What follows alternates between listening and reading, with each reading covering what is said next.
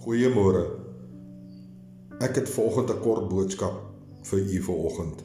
En weet jy wat, dit kom uit die welbekende Filippense 4. En wat ek vir u wil sê vanoggend is, luister gou eers na hierdie 3 verse. Dis vers 6, 7 en 9. En wees oor niks besorg nie, maar laat julle begeertes in alles deur gebed en smeking met danksegging bekend word by God.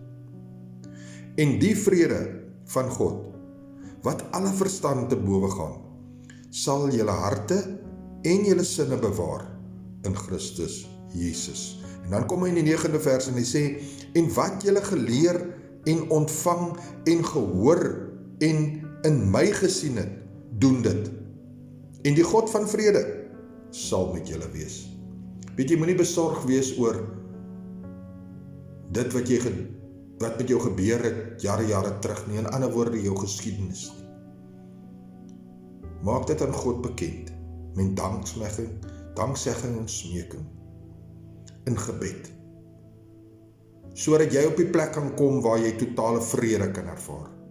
En dis die vrede wat net God kan gee.